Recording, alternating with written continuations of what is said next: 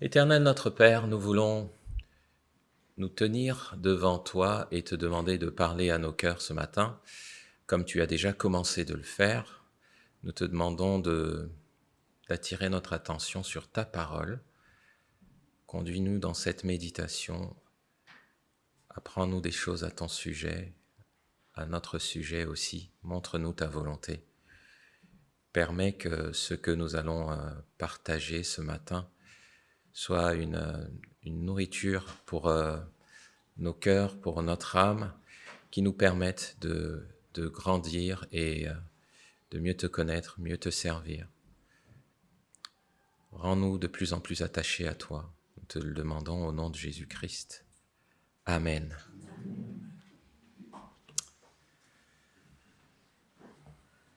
Alors pour commencer, j'aimerais interroger l'auditoire et demander si vous deviez vous poser la question comment je sais que je suis en bonne santé spirituelle. En général, à quoi est-ce que vous regardez dans vos propres vies? C'est quoi votre indicateur pour dire ça va bien? Ou encore, si vous vous demandiez est-ce que mon église va bien? Qu'est-ce que vous regarderiez? Qu'est-ce qui est essentiel à regarder pour savoir si individuellement on va bien ou collectivement on va bien spirituellement? Je crois que plusieurs personnes auraient des critères différents. Prenons par exemple pour l'Église, on pourrait dire ce qui est important à l'Église, c'est que la parole de Dieu soit prêchée, que on prêche l'Évangile, on prêche la vérité. C'est pas faux. Ce qui est important, c'est, que l'accueil fonctionne bien, que la louange soit entraînante, que il y ait des bonnes réunions de prière, enfin, des choses comme ça. Les jeunes pourraient avoir d'autres sujets pour dire que l'Église est en bonne santé. Tiens, d'ailleurs, je crois qu'on va parler des jeunes un peu plus tard dans la journée. On pourrait dire qu'il y ait des choses pour les jeunes et tout ça, qu'ils ne se sentent pas oubliés, notamment, qu'il y ait des programmes adaptés à toutes les tranches d'âge. Tout ça, c'est pas faux, mais c'est intéressant de voir que l'approche du Seigneur Jésus pour désigner son Église, pour désigner ses disciples, elle s'est résumée en un seul mot, en fait, un seul, qui pour lui va marquer la différence avec tout autre type de groupement qu'on va trouver sur Terre, toute génération confondue. Un seul mot, amour. Pour Jésus-Christ, la seule différence, ce qui fait la différence, c'est l'amour entre les disciples. Et c'est ce qui fait un peu le thème de cette méditation. J'aime à l'appeler plutôt une réflexion ce matin, plus qu'une prédication. C'est l'importance de l'amour entre frères. C'est le sujet de notre méditation de ce matin. Je vais nous inviter à ouvrir nos Bibles dans la première lettre de Jean, au chapitre 3,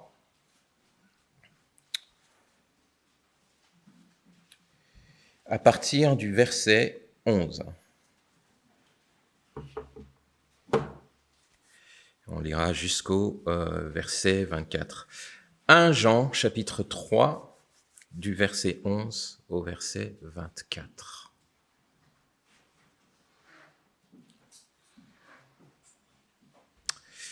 Lisons. En effet, voici le message que vous avez entendu dès le commencement. Aimons-nous les uns les autres. Que personne ne suive donc l'exemple de Caïn qui était du diable et qui a égorgé son frère. Et pourquoi l'a-t-il égorgé ? Parce que sa façon d'agir était mauvaise alors que celle de son frère était juste. Mes frères, ne vous étonnez donc pas si le monde a de la haine pour vous. Quant à nous, nous savons que nous sommes passés de la mort à la vie parce que nous aimons nos frères. Celui qui n'aime pas demeure dans la mort, car si quelqu'un déteste son frère, c'est un meurtrier. Et vous savez qu'aucun meurtrier ne possède en lui la vie éternelle. Voici comment nous savons ce que c'est que d'aimer. Jésus-Christ a donné sa vie pour nous. Nous devons, nous aussi, donner notre vie pour nos frères. Si quelqu'un possède du bien en ce monde, si quelqu'un qui possède du bien en ce monde voit son frère dans le besoin et lui ferme son cœur, l'amour de Dieu ne peut être présent en lui. Mes enfants, que notre amour ne se limite pas à des discours, à de belles paroles, mais qu'il manifeste sa réalité par des actes. C'est ainsi que nous saurons que nous sommes de la vérité et nous rassurerons notre cœur devant Dieu. Si notre cœur nous condamne d'une manière ou d'une autre, car Dieu est plus grand que notre cœur et il connaît tout. Mes chers amis, si notre cœur ne nous condamne pas, nous sommes pleins d'assurance devant Dieu. Il nous donne ce que nous lui demandons parce que nous obéissons à ses commandements et que nous faisons ce qui lui plaît. Or, que nous demande-t-il? De placer notre confiance en son Fils Jésus-Christ et de nous aimer les uns les autres, comme il nous l'a lui-même prescrit. Celui qui obéit à ses commandements demeure en Dieu, et Dieu demeure en lui. Et à quoi reconnaissons-nous qu'il demeure en nous? De par l'Esprit qu'il nous a donné. Amen. Voici donc le texte de notre méditation de ce matin, l'importance de l'amour entre frères. Je reviens sur le début du passage et voici le message que vous avez entendu dès le commencement. Aimons-nous les uns les autres. Alors, contexte de ce passage, l'apôtre Jean, connu pour l'auteur de ce livre de la Bible, première lettre de Jean, écrit à une communauté chrétienne avec un but précis. À l'époque, donc le Seigneur Jésus est déjà monté au ciel, les apôtres ont travaillé à répandre l'évangile, et il y a de plus en plus de croyants, mais comme le Seigneur en a averti ses disciples, avec les vrais croyants apparaissent aussi les faux croyants. Avec les vrais enseignants apparaissent aussi les faux enseignants. Il y a une multiplication de faux croyants, de faux chrétiens, de faux pasteurs, de faux prophètes. Et le Seigneur Jésus avait averti que ça arriverait. Le but de l'apôtre Jean lorsqu'il écrit ce livre, c'est aider les lecteurs à comprendre si eux-mêmes sont chrétiens authentiques ou pas, ou alors s'ils savent reconnaître qui est un vrai chrétien. Donc dans toute la lettre, cette lettre de l'épître, cette lettre de l'apôtre Jean, Jean donne des moyens de savoir si soi-même on est véritablement à Dieu ou pas. Ou encore, qu'est-ce qu'on peut observer chez quelqu'un qui se dit à Dieu ou pas? Qu'est-ce qu'on devrait observer dans sa vie?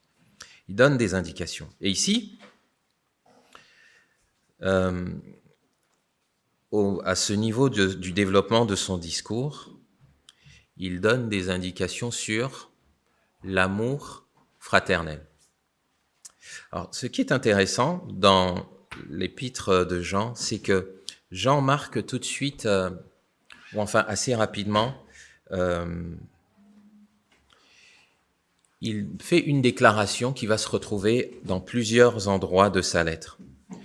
Pour l'apôtre Jean, pour le Seigneur, parce que l'apôtre Jean parle de la part du Seigneur, il n'y a que deux types de catégories de personnes dans le monde. Il n'y en a que deux.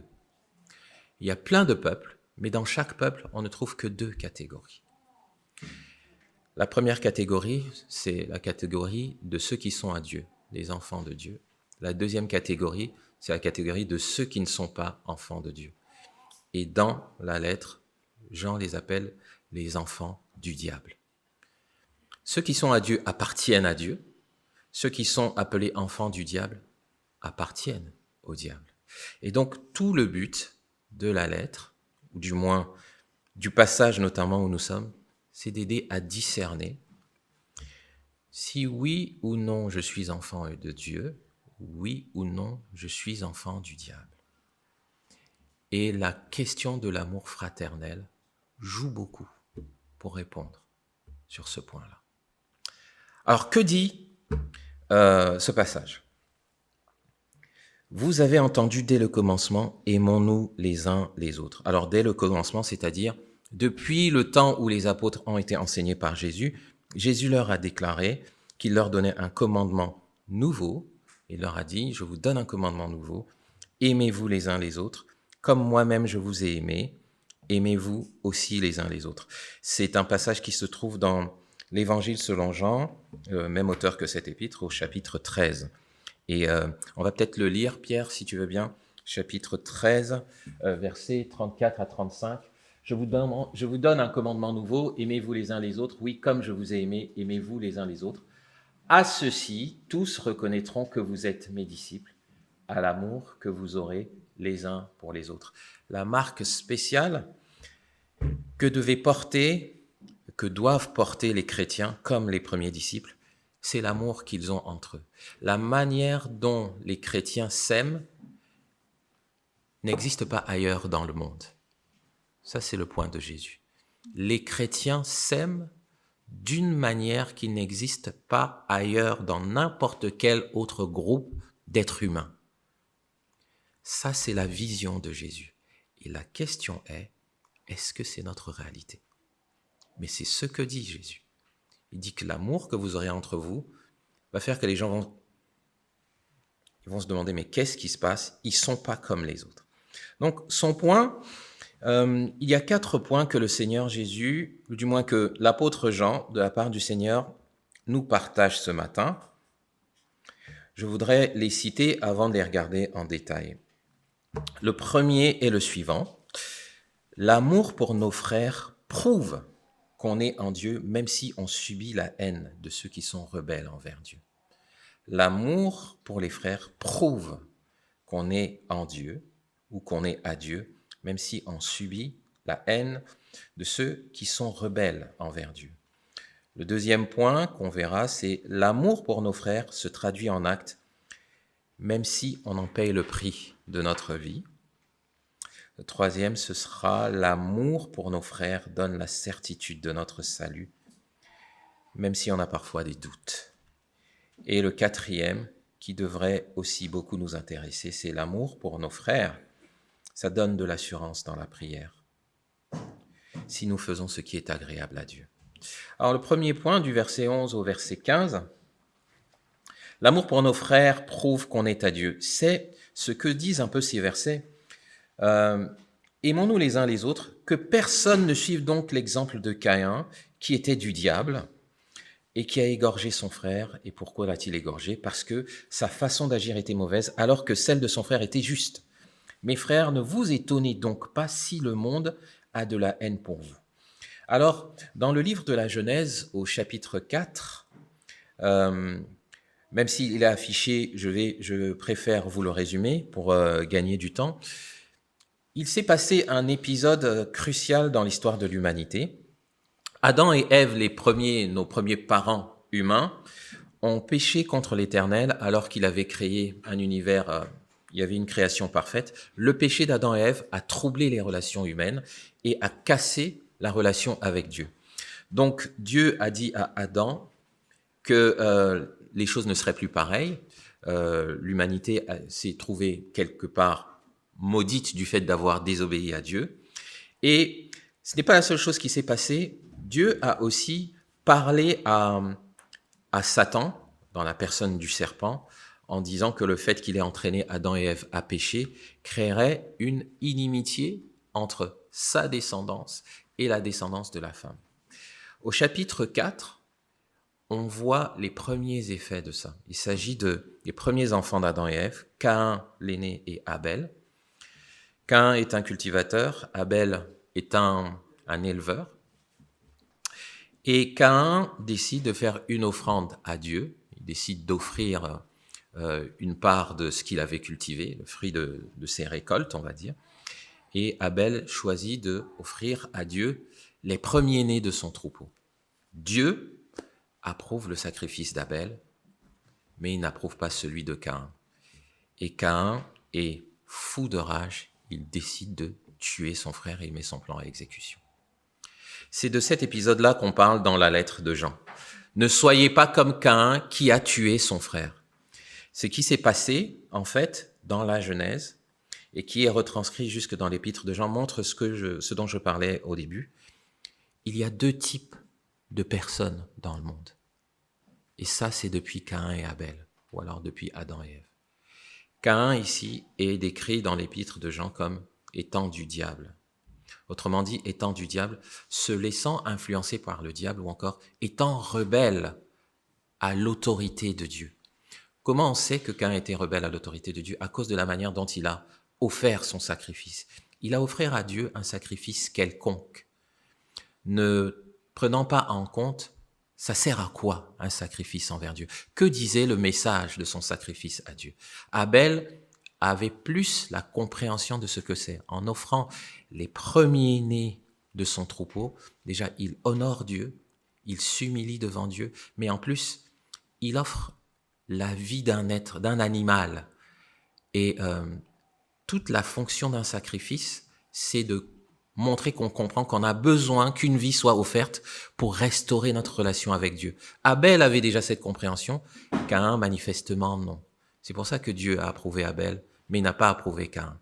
Et Caïn, plutôt que d'apprendre de l'histoire de son frère, il décide de tuer son frère parce qu'il l'aimait comme il était lui-même.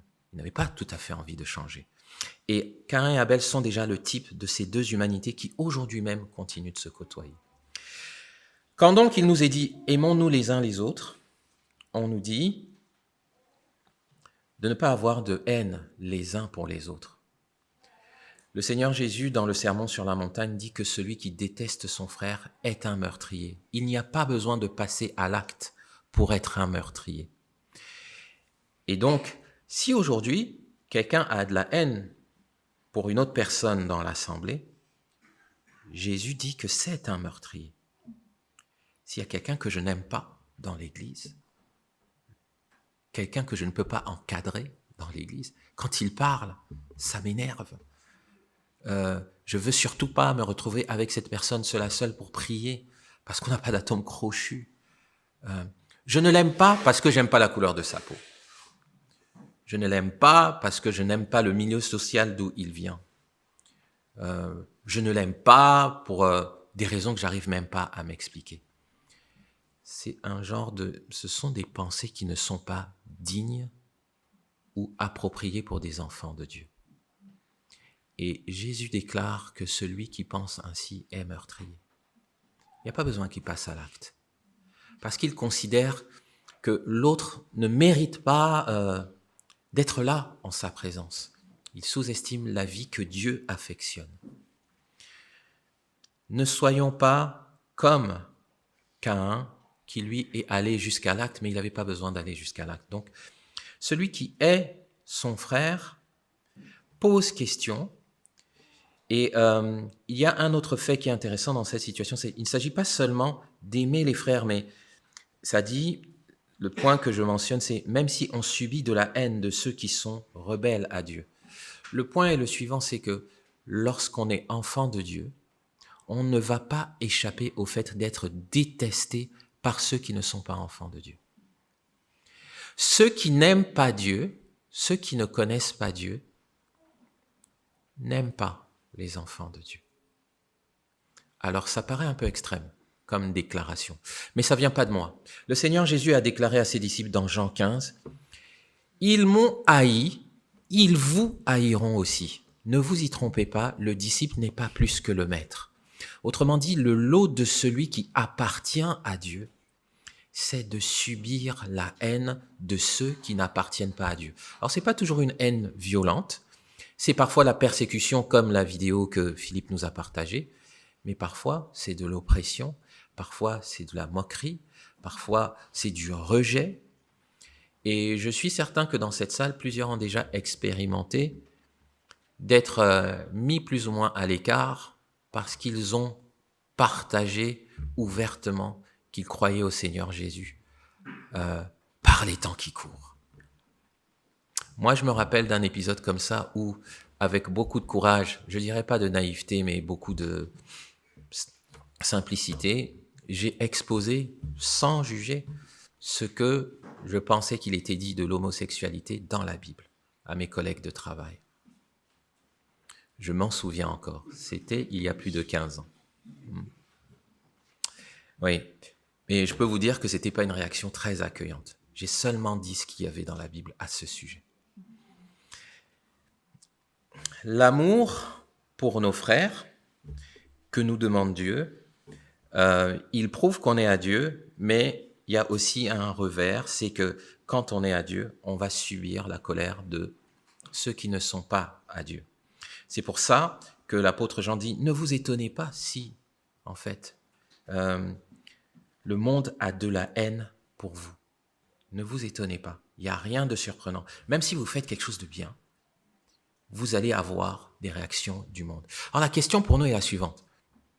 Est-ce que j'expérimente que les gens me désapprouvent par rapport à ma foi? Est-ce que ma foi dérange?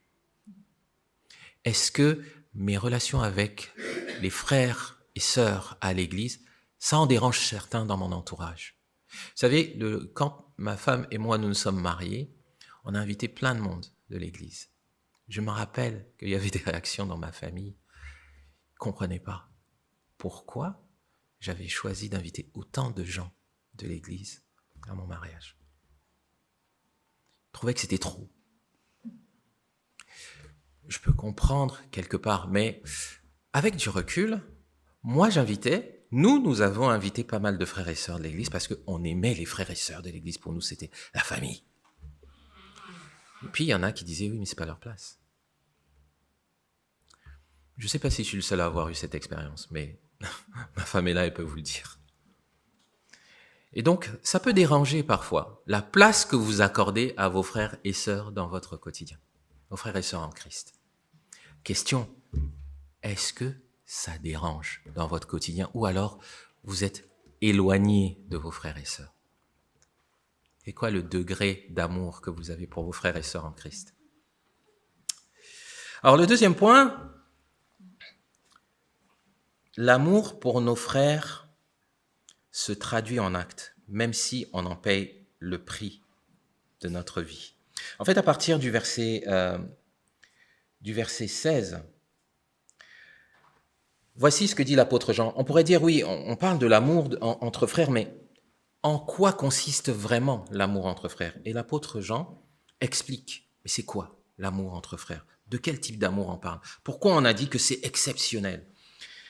Je pense que la réponse à cette question est résumée dans le verset 16.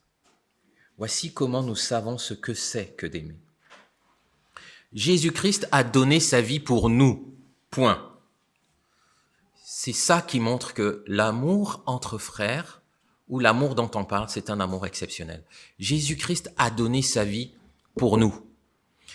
En fait, quand on regarde la phrase, c'est même quelque chose qu'on a répété ce matin, on entend souvent, Jésus-Christ a donné sa vie pour nous. Mais si on réfléchit au contenu de cette phrase, il y a quelque chose d'extraordinaire dans cette phrase. Il faut se poser la question, qui est Jésus-Christ? Et qui sommes-nous? Et pourquoi quelqu'un comme Jésus a donné sa vie pour des gens comme nous? Jésus-Christ est la personne la plus éminente qui soit de tout l'univers. Dans l'Épître aux Colossiens, il est écrit que l'univers a été créé par lui, pour lui. Dans l'Épître de Jean, dans l'Évangile selon Jean, ça dit que rien de tout ce qui existe n'a été créé sans lui. Tout est créé pour lui. Personne n'est plus élevé en dignité. Aucun être humain n'est plus élevé en dignité que Jésus-Christ. Je dis être humain parce qu'il est Dieu et à la fois homme. Personne n'est aussi pur que Jésus. Il n'a jamais commis de péché. Personne n'a été autant approuvé par Dieu le Père que Jésus. Et en plus, il est roi de l'univers. Mais alors nous, qui sommes-nous? La parole de Dieu déclare que de naissance, nous sommes ennemis de Dieu, rebelles à son autorité, enfants de la colère, impurs. Nous sommes tout juste bons pour l'enfer, coupables à tous égards devant Dieu. Mais cette phrase dit que Jésus-Christ a donné sa vie pour nous. On devrait aller dans l'Épître aux Romains, chapitre 5. On va lire Romains chapitre 5, du verset 5 au verset 11.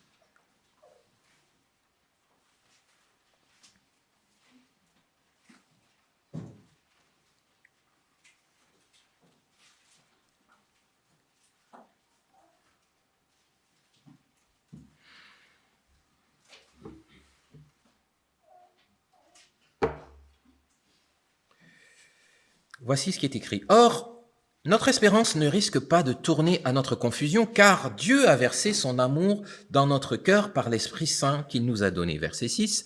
En effet, au temps fixé par Dieu, alors que nous étions encore sans force, Christ est mort pour des pécheurs. À peine accepterait-on de mourir pour un juste. Peut-être que quelqu'un irait-il jusqu'à mourir pour le bien. Mais voici comment Dieu nous montre l'amour qu'il a pour nous. Alors que nous étions encore des pécheurs, Christ est mort pour nous. Donc, puisque nous sommes maintenant déclarés justes grâce à son sacrifice, nous serons, à plus forte raison encore, sauvés par lui de la colère à venir. Alors que nous étions ses ennemis, Dieu nous a réconciliés avec lui par la mort de son Fils. À plus forte raison, maintenant que nous sommes réconciliés, serons-nous sauvés par sa vie. Mieux encore, nous plaçons désormais notre fierté en Dieu par notre Seigneur Jésus-Christ qui nous a obtenu la réconciliation.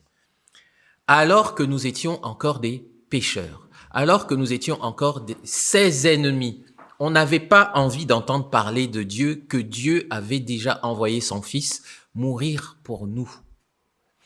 Des gens qui ne le méritent pas, des meurtriers, des menteurs, des voleurs, des adultères. Tout ça, c'est ce que nous sommes. Et Dieu a pris la décision que son Fils va aller sur la croix mourir pour nous éviter qu'on soit en face de sa colère, de son châtiment éternel. C'est ça, le véritable amour. C'est de donner sa vie, pas pour des gens qui le méritent. C'est de cet amour-là que j'en parle. Dis, voici ce que nous savons, voici comment on sait ce que c'est que d'aimer. C'est lorsqu'on donne sa vie pour des gens qui ne le méritent pas. L'amour entre frères à l'église, c'est pas aimer les frères qui sont bien, c'est pas aimer les frères qui parlent bien, les frères qui sont polis, c'est aimer des frères qui énervent. Oui, tu connais ses défauts, tu sais qu'il a tellement de progrès à faire, mais tu l'aimes avec ça. C'est parce que c'est comme ça que Christ, toi aussi, t'a aimé. Il t'aime avec tes défauts. Tu n'aimes pas un frère qui est déjà sanctifié, il n'attend plus que demain pour être glorifié. Non, c'est un frère, tu te dis, celui-là on se demande même combien de temps il faudra pour qu'il soit à l'image de Jésus. Mais c'est pas tout. L'aimer, là, c'est quoi? C'est la définition nous est donnée. Donc, quand on continue au verset 16 de la troisième épître de notre passage à l'étude, Jésus-Christ a donné sa vie pour nous. Nous devons, nous aussi, donner notre vie pour les autres. Aimer des gens qui ne le méritent pas, c'est pas juste avoir des belles pensées à leur sujet. C'est donner sa vie pour eux. Tu donnes ta vie pour quelqu'un qui ne le mérite pas. Jésus a donné sa vie pour chacun d'entre nous. Personne ici ne peut dire que lui, il a mérité. Et Jésus nous dit, moi, j'ai fait ça pour vous. Vous, vous allez faire ça entre vous. Oui, mais attends, Seigneur, écoute, pas lui. Attends, t'es bien gentil, Seigneur. Il dit, oui, si j'ai fait pour toi, tu vas faire pour lui. Et il n'a pas dit, tu seras sympa avec lui. Il a dit, tu vas donner ta vie pour lui. La vraie question que j'aimerais nous poser ce matin, est-ce que nous donnons notre vie pour les frères? Alors le texte est sympa, il nous donne un exemple. Fort heureusement, mais il ne nous dit pas que tous, on doit passer à la croix. On ne doit pas tous subir nécessairement des clous, etc. C'est pas ça. Quoique, il y a certaines choses qu'on peut faire qui peuvent amené à vraiment renoncer à soi-même. Le texte, lorsqu'on va jusqu'au verset qui suit, verset 17, « Si quelqu'un possède du bien en ce monde, quelqu'un qui possède du bien en ce monde voit son frère dans le besoin et lui ferme son cœur, l'amour de Dieu ne peut pas être présent en lui. » Autrement dit, tu vois que la personne à côté de toi a besoin d'aide. Tu as la capacité d'aider la personne, mais tu fermes les yeux. Tu es indifférent. Le texte dit, l'amour de Dieu ne peut pas être en toi si tu réagis comme ça. Tu sais que dans l'assemblée, un frère est veuf. Il est seul, il a besoin d'être entouré. Tu sais, mais tu lui fermes ton cœur, tu lui fermes ta compagnie. Tu sais que tel a un besoin matériel, tu le sais. Tu sais que tu peux lui donner. Oui, mais bon, moi j'ai acquis mes biens à force de mon travail. Pourquoi est-ce que lui ne travaillerait pas aussi? On ne dit pas que c'est pas bien d'encourager les gens à travailler, mais tu peux subvenir à ses besoins. Tu ignores son besoin. L'amour de Dieu n'est pas en toi. Si tu fermes ton cœur à la misère de celui qui est à côté de toi, alors que Jésus n'a pas fermé son cœur à ta misère. C'est pas une question de mérite, c'est une question de grâce. De même que Dieu nous fait grâce, il dit « Faites-vous grâce les uns aux autres ». Et ce qui m'a beaucoup perturbé, moi, dans ce verset, c'est « Nous devons, nous aussi ». Je me suis dit, et je nous pose la question ce matin, qu'est-ce que l'amour de Dieu a apporté dans ta vie? Moi, je peux dire ce que l'amour du Seigneur Jésus apporte ou a apporté dans ma vie. Donc, par exemple, le Seigneur Jésus, en mourant à la croix, pour moi, il a pris mon péché, de sorte que Dieu ne me voit plus comme j'étais avant. Dieu me voit juste parce que je porte le vêtement de Jésus. Dieu ne va pas m'envoyer au châtiment éternel. Donc, j'ai échappé à la colère de Dieu, grâce au fait que Jésus a donné sa vie. Je suis devenu enfant de Dieu, donc j'ai un nouveau statut. Il y a plein d'autres choses. Je suis réconcilié avec Dieu, nous disait aussi le texte. Donc je sais ce que fait l'amour de Jésus pour moi. Ce qui me perturbe, c'est pourquoi Jésus dit « Tu dois aimer l'autre ». Qu'est-ce que mon amour va apporter à l'autre? Si Jésus a déjà fait tant de choses aussi pour l'autre, c'est important de comprendre pourquoi nous devons aussi aimer les autres. Dieu déclare que si il t'a aimé, il t'a donné une nouvelle nature, en fait. Si tu es devenu enfant de Dieu, la nature de Dieu habite en toi. Le texte que nous avons lu dans Romains dit que, je vais relire Romains verset 5, chapitre 5, verset 5, « Notre espérance ne risque pas de tourner à notre confusion, car Dieu a versé son amour dans notre cœur par l'Esprit Saint qu'il nous a donné. » Si tu as accepté Jésus-Christ dans ta vie, il s'est produit dans ta vie une expérience spirituelle hors du commun. Le Saint-Esprit a été déversé dans ton cœur. L'amour de Dieu a été déversé dans ton cœur. Tu as reçu la capacité d'aimer à la manière de Dieu. Si tu ne manifestes pas cette capacité, c'est parce que tu ne l'as pas. Si tu as eu le Saint-Esprit dans ton cœur, l'amour de Dieu, je relis le verset, Dieu a versé son amour dans notre cœur par l'Esprit Saint qu'il nous a donné. L'Esprit Saint nous donne la capacité d'aimer à la manière de Dieu. Ça n'existe que pour les chrétiens. Ça n'existe pas chez les non-chrétiens. Les non-chrétiens n'ont pas le Saint-Esprit. Nous devons nous aussi aimer parce que si nous avons la nature de Dieu, nous allons réagir comme Dieu. C'est ça que l'apôtre Jean attend de notre part. À des degrés divers, on peut progresser dans l'amour. Mais il s'attend à ce que notre nature nouvelle se manifeste. Si elle ne se manifeste pas, il faut se poser la question, est-ce que j'ai vraiment la nature de Dieu? comme Christ nous a aimés, nous devons aussi. Si j'ai vraiment reçu cet amour, voici la réaction en chaîne que ça doit générer. Si tu es froid avec tes frères et sœurs, pose-toi la question, es-tu vraiment né de nouveau?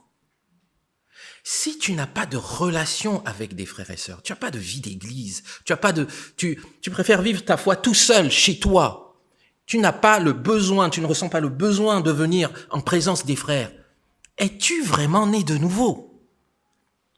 Tu n'as pas faim d'être en présence de tes frères et sœurs. Tu n'as pas faim de prendre de leurs nouvelles. Tu n'as pas faim de prier pour eux. Tu n'as pas faim de les voir grandir. Ça te dit rien. Tu ne t'intéresses qu'à ta propre personne. Es-tu vraiment né de nouveau? Voici ce que cela nous dit. Et mes enfants, nous dit le verset 18, que notre amour ne se limite pas à des discours. Moi-même qui vous parle, je suis aux premières loges, c'est bien beau de le dire, mais ensuite, une fois que je vais descendre, je suis attendu aussi, comme chacun d'entre nous, que ce ne soit pas que des beaux discours, des belles paroles, mais que cela se manifeste, que la réalité de l'amour fraternel se manifeste par des actes. Dans l'épître de Jacques aussi, il en est question. Je crois que c'est bien dans l'épître de Jacques où il est question de quelqu'un qui voit une autre personne dans le besoin et qui lui dit « c'est bien, bon, on va prier pour toi ». Alors qu'il faut passer à l'acte. Voici donc ce deuxième point. L'amour pour nos frères se traduit en actes, même si on le paye de notre propre vie. Alors, quelques indications, comment on peut le payer de notre propre vie, comment on peut donner notre vie pour nos frères, en leur donnant du temps, en leur donnant de l'affection, du temps en marchant avec les frères. On peut donner de son temps en servant dans l'église, on peut donner de son temps en écoutant un frère qui est en difficulté, de différentes façons, en invitant un frère ou une sœur à manger chez soi, en lui offrant l'hospitalité. On prend de ce qui est à nous pour donner aux autres, pour leur bien. C'est ça l'amour dont parle ce passage. Verset 19 au verset 20, l'amour pour nos frères donne la certitude de notre salut, même si on a parfois des doutes. C'est un peu énigmatique la manière dont c'est rédigé ici. Après avoir dit qu'il faut avoir un amour qui se traduit en actes, voici ce que dit l'apôtre Jean, c'est ainsi que nous saurons que nous sommes de la vérité et nous rassurerons notre cœur devant Dieu. Rappelons-nous que l'esprit de l'épître de Jean, c'est de rassurer le chrétien pour lui dire, tu te poses des questions pour savoir si tu es vraiment en Christ ou pas, je vais te donner des indications. Dans les chapitres qui précèdent, il parle par exemple d'exercer la justice, de ne pas vivre dans le péché. Et ici, il parle d'avoir de l'amour pour les frères et sœurs en Christ. Et il dit, si ton amour pour les frères et sœurs en Christ se traduit en actes, ça te rassure que tu es vraiment en Christ. Devant Dieu, tu peux dire, quand parfois tu t'interroges, tu peux dire, ah Seigneur, je te rends grâce parce que je vois les fruits de ton amour dans ma vie, parce que je découvre que j'ai de l'affection ou j'ai une relation fraternelle véritable, affectueuse, un véritable amour pour des frères, etc. Ça me donne des arguments pour avoir de l'assurance pour mon salut. C'est ce que veulent dire ces versets. Ça me donne, je relis le verset pour pas dire de bêtises, c'est ainsi que nous saurons que nous sommes de la vérité et nous rassurerons notre cœur devant Dieu. Si notre cœur nous condamne d'une manière ou d'une autre. Parfois, il arrive qu'on a commis un péché dans sa vie et puis on est taraudé par la culpabilité. L'apôtre Jean dit quelque part, regarde à ta relation avec les frères. Est-ce qu'elle est authentique? Est-ce qu'elle est à l'image de ce que dit le Seigneur Jésus? Même si tu es tombé et que tu te relèves, ne te condamne pas toi-même de trop. Un bon indicateur, c'est de voir si la santé de ta relation avec tes frères et sœurs, est-ce que tu es en bonne santé de ce point de vue? Eh bien, tu peux t'encourager, dire, c'est vrai, j'ai chuté, mais je vais bien. J'ai quand même des signes qui montrent que j'appartiens au Seigneur Jésus, parce que ma relation fraternelle est authentique. Et pour terminer avec le point d'après, c'est L'amour pour nos frères donne l'assurance dans la prière si nous faisons ce qui lui est agréable. Effectivement, du verset 21 jusqu'au verset 24, mes chers amis, si notre cœur ne nous condamne pas, si effectivement, bon, je suis pas en lutte avec un péché, même s'il y a des péchés que je ne connais pas, mais je suis pas tourmenté par des choses comme ça. Nous sommes pleins d'assurance, dit le verset 21, devant Dieu. Il nous donne ce que nous lui demandons parce que nous obéissons à ses commandements et nous faisons ce qui lui plaît. J'aime beaucoup ce verset, je ne l'avais jamais vu comme ça avant de méditer sur ce passage, c'est que le fait d'aimer les frères, c'est une manière d'obéir au commandement de Jésus. Et si de ce point de vue-là, ça va, c'est un élément qui peut aussi renforcer notre foi lorsqu'on est dans un temps de prière. De savoir que on obéit à Dieu, même si on sait qu'on n'obéit pas parfaitement, pas aussi parfaitement que le Seigneur Jésus lui-même. Ça te donne de l'assurance quand tu te présentes devant Dieu. Dieu n'exauce pas nos prières en fonction de nos mérites, mais Dieu aime qu'on lui obéisse. Et ça nous permet de prier le Seigneur avec assurance.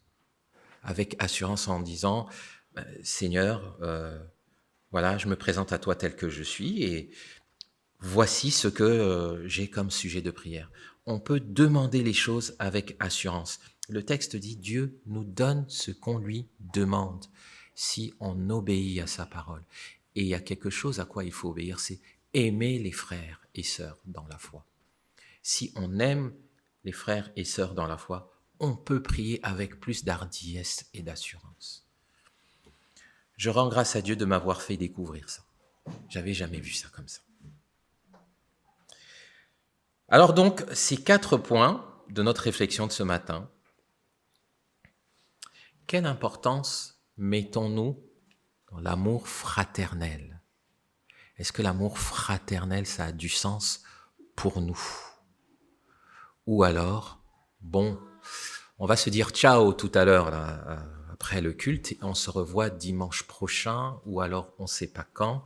Est-ce qu'on a une vie d'interaction avec les frères et sœurs de l'Assemblée? Est-ce que leur sort nous intéresse? Est-ce qu'on a envie d'être impliqués dans la vie des frères et sœurs? De la même façon, est-ce qu'on leur ouvre la porte de notre cœur pour qu'ils soient impliqués dans la nôtre? Voici ce à quoi ce passage nous invite.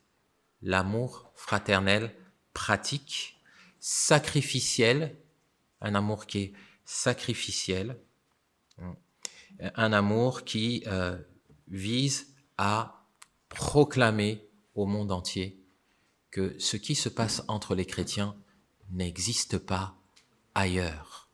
Est-ce que vous y croyez? On va prier.